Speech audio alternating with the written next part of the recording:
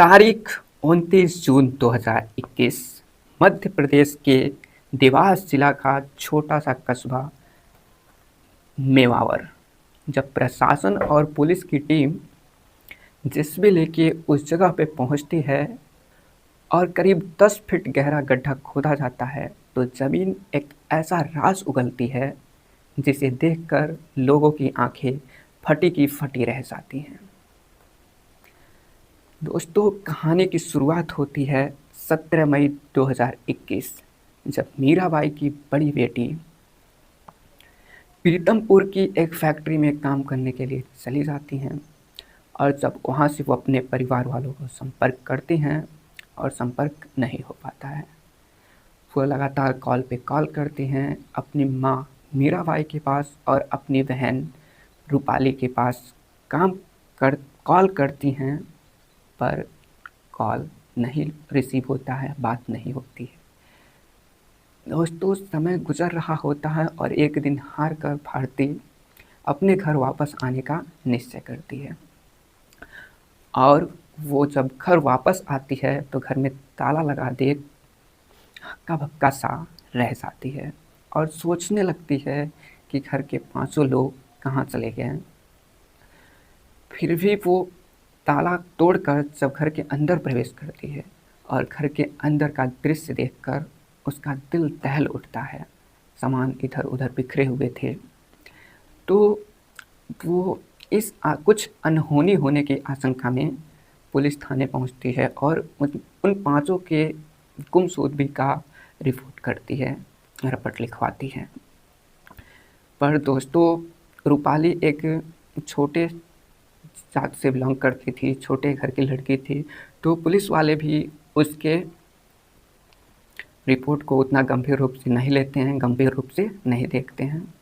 फिर धीरे धीरे वक्त गुजर रहा होता है और करीब 30 दिन का समय बीत जाता है, कोई सुनवाई नहीं होती है। उसके बाद से रूपाली वहीं की एक पार्टी गोंडवाना गणतंत्र पार्टी होती है, उसके प्रमुखता के पास पहुंचती है और ये सारी घटना बताती है। फिर उस गोंडवाना गणतंत्र पार्टी के द्वारा पुलिस पे जब दबाव बनाया जाता है तब इस मामले की छानबीन शुरू होती है, कार्रवाई शुरू होती है।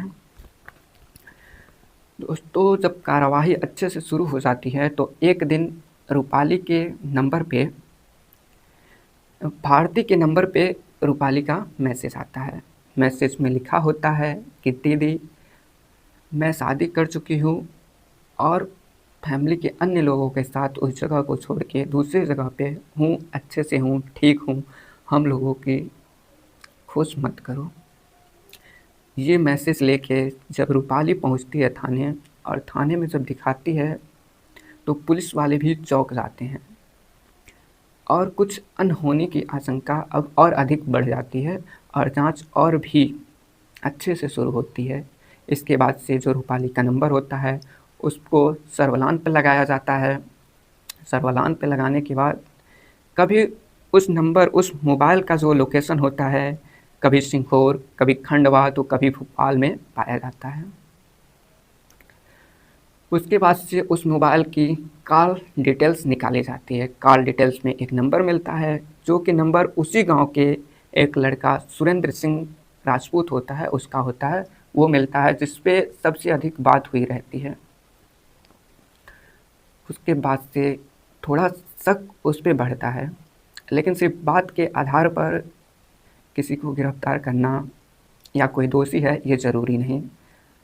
तो जांच और बढ़ती है, जांच की जाती है और जो सुरेंद्र का सबसे करीबी होता है, उसका दोस्त विवेक तिवारी, उसको पकड़ा जाता है और उससे बहुत ही अच्छे से पूछताछ की जाती है, डरा धमका के पूछताछ की जाती है। आखिरकार 2-2.5 घंटे की पूछताछ के बाद वो बता देता है कि जो उसके घर के 5 लोग गायब हुए हैं उसके पीछे सुरेंद्र भैया का ही हाथ है।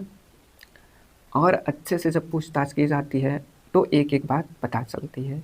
इसके बाद से पुलिस पहुंचती है, रात के करीब 10-11 बजे पहुंचती है सुरेंद्र के घर पे और पुलिस को देख के सुरेंद्र समझ जाता है कि अब जो घटना हुआ है या जो उसने कांड किया है उसकी पूरी जानकारी पुलिस वालों को हो चुकी है।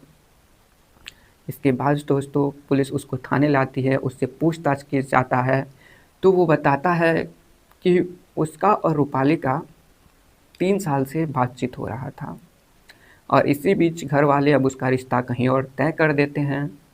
तो रूपाली जो होती है उस पर शादी का प्रेशर बनाने लगती है, जबकि वो कई बार मना करता है, समझाता है, पर रूपाली नहीं मानती है। इसके बाद वो सोचता है कि अब इसे रास्ते से हटाना पड़ेगा और उसको कॉल करके एक दिन नदी के किनारे वाले खेत बुलाता है। बुलाने के बाद उसको रस्सी से गला घोंट के मार देता है। मारने के बाद उसके मम्मी के पास कॉल करता है, उन्हें बुलाता है और कॉल पे कहता है कि रूपाली यहाँ आई थी, बेहोश हो चुकी है, तो आप जल्दी से चले आइए और घर में जो लड़के हैं उन्हें भी लेके आइएगा, जिससे उठाने में मदद मिलेगी। इसके बाद सब लोग आते हैं और उन लोगों के आने के बाद रूपाली की मम्मी जैसे ही उसे देखती हैं वो बेहोश हो जाती हैं और इस चीज़ का फ़ायदा उठा के एक एक करके वो सबको रस्सी से घोंट के मार देता है। और मारने के बाद उसी ज़मीन में वो और उसके दोस्त मिल के करीब 10 फीट का गड्ढा खोदते हैं और एक एक करके सभी बॉडी को दफना देते हैं। दफनाने के बाद कल सुबह उसी पे मक्के की बुआई कर देते हैं, जिससे किसी को कुछ पता ना चले। दोस्तों ये सारी बात सुन के पुलिस और वहाँ के लोगों का दिल दहल उठता है। फिर पुलिस अपनी टीम के साथ और जेसीबी के साथ उस जगह पहुँचती है। उस जगह का खुदाई किया जाता है। खुदाई में जो बॉडी होती है उसमें अब मांस तो बचे नहीं थे, सिर्फ और सिर्फ हड्डियाँ, कंकाल मिलता है। मिलने के बाद उसका जांच होता है, डीएनए टेस्ट होता है, तो सब कुछ मैच कर जाता है उन 5 लोगों के साथ। उसके बाद पुलिस इसको लेके जाती है, इस पर कार्रवाई होती है। पर दोस्तों ये ऐसी घटनाएं हमारे समाज में दिन प्रतिदिन बढ़ती जा रही हैं। इसके पीछे हम क्या समझें?